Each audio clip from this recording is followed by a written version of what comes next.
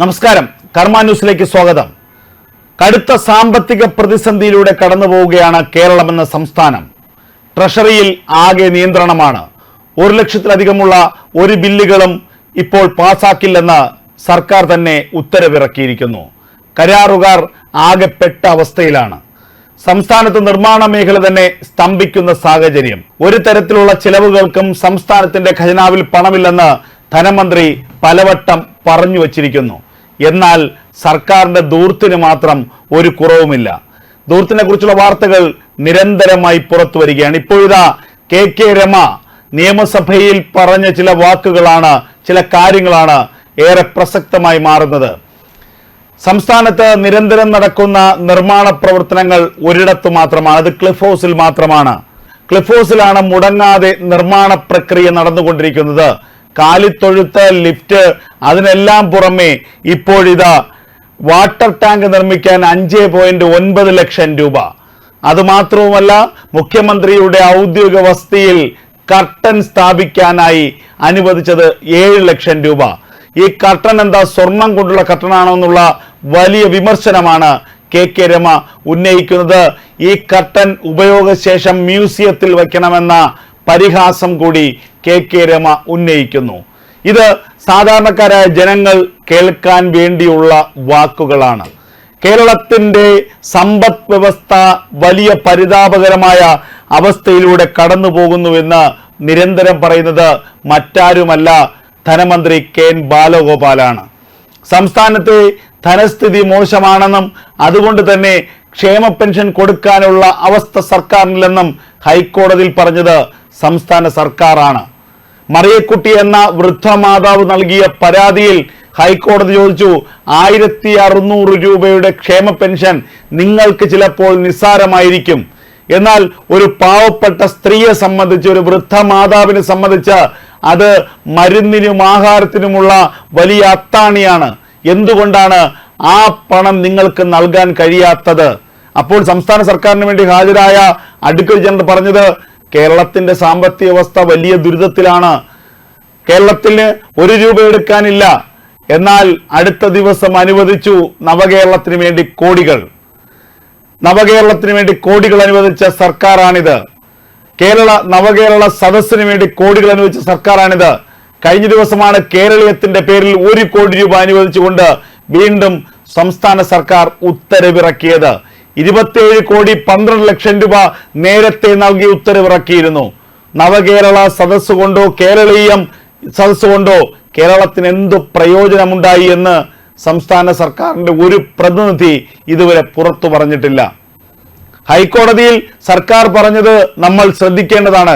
സർക്കാർ പറഞ്ഞത് കേരളത്തിന്റെ ഖജനാവ് കാലിയാണ്, കേരളത്തിന്റെ ഖജനാവിൽ നിന്ന് 1 രൂപ ചെലവഴിക്കാനില്ല, 1600 രൂപ ക്ഷേമ പെൻഷൻ കൊടുക്കാൻ സംസ്ഥാന സർക്കാരിന്റെ പക്കൽ പണമില്ല എന്ന് പറഞ്ഞ കേരളത്തിന്റെ ധനമന്ത്രി തന്നെ മുഖ്യമന്ത്രിയുടെ കണ്ണുരുട്ടലിൽ ഭയന്നുകൊണ്ട് വിരണ്ടുകൊണ്ട് സർക്കാർ പറയുന്ന പണം മുഴുവൻ, പാർട്ടി പറയുന്ന പണം മുഴുവൻ പാസാക്കി കൊടുക്കുന്ന അവസ്ഥയാണ് നമ്മൾ കാണുന്നത്. ഇപ്പോഴിതാ ക്ലിഫ് ഹൗസിന് വേണ്ടി വീണ്ടും പണം ചെലവഴിച്ചതിന്റെ വിവരങ്ങൾ പുറത്തു വരികയാണ്. വാട്ടർ ടാങ്ക് സ്ഥാപിക്കാൻ 5.9 ലക്ഷം രൂപ, കർട്ടൻ സ്ഥാപിക്കാനായി 7 ലക്ഷം രൂപ, നേരത്തെ ലിഫ്റ്റ് സ്ഥാപിക്കാനായി 40 ലക്ഷത്തിലധികം രൂപ ക്ലിഫ് ഹൗസിന് അനുവദിച്ചിരുന്നു. കാലിത്തൊഴുത്തിന് വേണ്ടി 45 ലക്ഷം രൂപയ്ക്ക് അധികം അനുവദിച്ചിരുന്നു. കാലിത്തൊഴുത്തിന് ശ്രദ്ധിക്കണം, മനസ്സിലാക്കണം, കാലിത്തൊഴുത്തിന് അനുവദിച്ച 45 ലക്ഷം രൂപയ്ക്ക് അധികമാണ്. ഇവിടെ സാധാരണക്കാരായ ക്ഷീര കർഷകർക്ക് അവന്റെ വീട്ടിൽ 4 or 5 പശുക്കളെ നിർത്തുന്നതിന് വേണ്ടിയുള്ള കാലിത്തൊഴുത്തിന് സംസ്ഥാന സർക്കാർ നൽകുന്ന 45,000 രൂപയാണ്. ആ 45,000 രൂപ കൊണ്ട് അവൻ ഒരു കാലിത്തൊഴുത്ത് നിർമ്മിക്കണം. ആ സാഹചര്യത്തിലാണ് മുഖ്യമന്ത്രിയുടെ ഔദ്യോഗിക വസതിയിൽ മുഖ്യമന്ത്രിക്കും കുടുംബത്തിനും പാല് കുടിക്കാൻ വേണ്ടിയുള്ള പശുക്കളെ സംരക്ഷിക്കാൻ വേണ്ടി 45 ലക്ഷം രൂപ മുടക്കി കാലിത്തൊഴുത്ത് നിർമ്മിക്കുന്നത്. പിന്നാലെ മുഖ്യമന്ത്രിക്ക് കുളിക്കാനായി സ്വിമ്മിംഗ് പൂൾ, ആ സ്വിമ്മിംഗ് പൂളിന് 35 ലക്ഷം രൂപ. സംസ്ഥാനം കടുത്ത സാമ്പത്തിക പ്രതിസന്ധിയിലൂടെ കടന്നു പോകുന്നുവെന്ന് ധനമന്ത്രി പറയുമ്പോഴാണ് സർക്കാരിന്റെ ഈ ധൂർത്ത്. നമുക്കറിയാം, നവകേരള യാത്രയ്ക്ക് വേണ്ടി 1.5 കോടി രൂപ മുടക്കി ആഡംബരമുള്ള ബസ് നിർമ്മിച്ചു സംസ്ഥാന സർക്കാർ. വിമർശനമുയർന്നപ്പോൾ പറഞ്ഞത് മുഖ്യമന്ത്രിയും പരിവാരങ്ങളും യാത്ര ചെയ്ത ബസ് പിന്നീട് മ്യൂസിയത്തിൽ വെക്കും.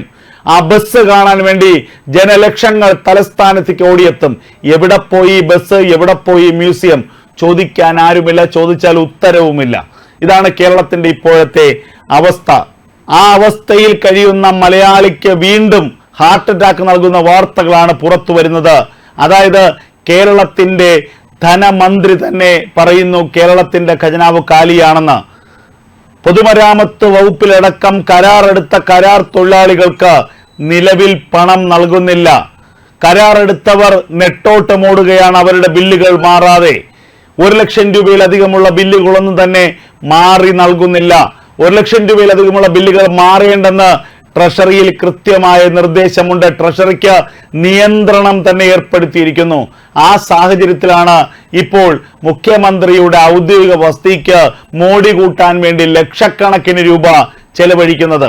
സംസ്ഥാനത്തെ ജനങ്ങൾക്ക് ന്യായമായ വിലയിൽ അവശ്യ സാധനങ്ങൾ നൽകിയിരുന്ന സിവിൽ സപ്ലൈസ് എന്ന സംവിധാനം പാടെ നിർത്തലാക്കപ്പെട്ടിരിക്കുന്നു. സിവിൽ സപ്ലൈസ് കോർപ്പറേഷൻ വഴിയുള്ള അവശ്യ സാധനങ്ങളുടെ വിതരണം തടസ്സപ്പെട്ടിരിക്കുന്നു. കാരണം സിവിൽ സപ്ലൈസിന് കോടിക്കണക്കിന് രൂപയാണ് സർക്കാർ നൽകാനുള്ളത്. അതുകൊണ്ട് തന്നെ വിതരണക്കാർ സിവിൽ സപ്ലൈസിന് സാധനങ്ങൾ നൽകുന്നില്ല. കഴിഞ്ഞ ഓണക്കാലത്ത് പോലും കാര്യക്ഷമമായ വിപണി ഇടപെടലിന് സിവിൽ സപ്ലൈസിന് കഴിഞ്ഞിട്ടില്ല എന്നുള്ളതാണ് യാഥാർത്ഥ്യം. ക്ഷേമ പെൻഷൻ മുടങ്ങിയിട്ട് മാസങ്ങളായി. മറിയക്കുട്ടി എന്ന വൃദ്ധമാതാവ് ഹൈക്കോടതിയിൽ പോയിട്ട് പോലും ആർക്കും ക്ഷേമ പെൻഷൻ നൽകാനുള്ള ഉത്തരവാദിത്വം ഈ സർക്കാർ ഏറ്റെടുത്തിട്ടില്ല. കാരണം ഈ സർക്കാർ പറയുന്നത് മുടന്തൻ ന്യായങ്ങളാണ്, പണമില്ല കയ്യിൽ. അതിനുമപ്പുറം കുട്ടനാട്ടിലെ നെല്ല് കർഷകരിൽ നിന്നും നെല്ല് എടുത്തതിന്റെ പണം ഇതുവരെ നൽകിയിട്ടില്ല. അതിനുള്ള പണം പോലും സംസ്ഥാന സർക്കാരിന്റെ ഖജനാവില്ലെന്നാണ് മന്ത്രിയും പരിവാരങ്ങളും പറയുന്നത്. എന്നാൽ സർക്കാരിന്റെ ദൂർത്തിന് ഒരു കുറവുമില്ല. മുഖ്യമന്ത്രിക്ക് സഞ്ചരിക്കാനുള്ള ഹെലികോപ്റ്ററിന്റെ മാസവാടക 90 ലക്ഷം രൂപയാണ്. കഴിഞ്ഞ ദിവസങ്ങളിൽ അടിയന്തരമായി വാടക നൽകണമെന്ന് കമ്പനി ആവശ്യപ്പെട്ടപ്പോൾ ഖജനാവിൽ നിന്നും 60 ലക്ഷം രൂപ നിമിഷങ്ങൾക്കുള്ളിൽ, മണിക്കൂറുകൾക്കുള്ളിൽ പാസാക്കി നൽകി നമ്മുടെ ധനമന്ത്രി. അല്ലെങ്കിൽ ധനമന്ത്രിയുടെ പണി തെറിക്കുമെന്ന കാര്യം ഉറപ്പാണ്. അങ്ങനെ മുഖ്യമന്ത്രി പിണറായി വിജയന്റെ സുഖ സൗകര്യങ്ങൾക്കും അദ്ദേഹത്തിന്റെ കുടുംബത്തിന്റെ സുഖ സൗകര്യങ്ങൾക്കും ഉള്ള എല്ലാ പണവും സംസ്ഥാനത്തിന്റെ ഖജനാവിലുണ്ട്. സാധാരണക്കാരന് ആഹാരം കഴിക്കാനോ കഞ്ഞി കുടിക്കാനോ ഉള്ള വകയ്ക്കുള്ള പണം മാത്രമാണ് നമ്മുടെ ഖജനാവിൽ ഇല്ലാത്തത്. മുഖ്യമന്ത്രിക്കും കുടുംബത്തിനും ആഡംബരത്തിനുള്ള എല്ലാ വകുപ്പുകളും, എല്ലാ പണവും, എല്ലാ തുകയും കേരളത്തിന്റെ ഖജനാവിലുണ്ട് എന്നുള്ളതാണ് യാഥാർത്ഥ്യം.